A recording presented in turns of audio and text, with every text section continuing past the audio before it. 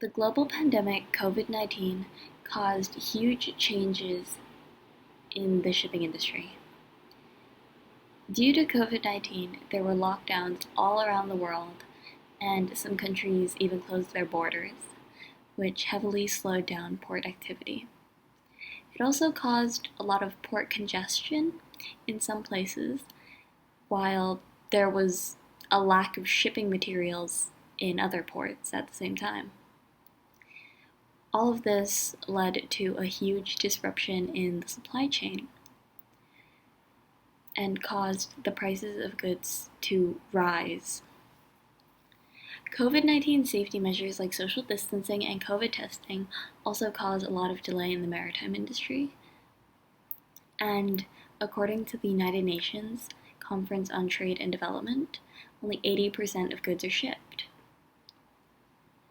We will now move on to Cecilia, who is a member of the Los Angeles Port Authority and is going to tell us about how COVID has impacted ports. In the recent months, we have seen a decrease of shipping and an inflation of shipping containers. The global flows have come to a choke as international borders and businesses have come to a halt. With that in mind, ports have drastically decreased in activity. Therefore, containers and ships are not being used.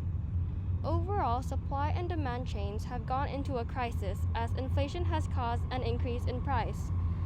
And also, the amount of demand has increased and not met in time, causing extreme hoarding habits due to shipping delays.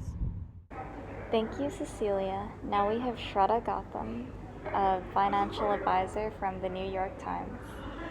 First off, let me explain what a supply chain is. A supply chain is essentially the path taken by goods to reach their buyers from their sellers. Now, having a productive and effective supply chain is important for keeping inflation low. As goods are conveniently shipped around the world, the costs of importing them also go down, keeping the price of the product itself low. Economic globalization has also flourished, and businesses were able to sell their products away from their countries of origin or away from areas close to where their factories are.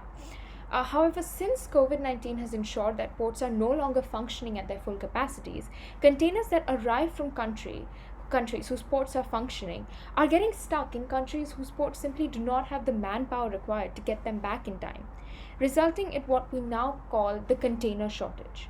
To understand this a little better, let's take a look at the supply and demand graph. Before the pandemic, the demand for the containers and the supply of them were in equilibrium, meaning they were both reasonable. However, as the supply dropped in lockdown, the demand increased in response, and thus the prices increased. Thank you for watching today, and stay tuned for more.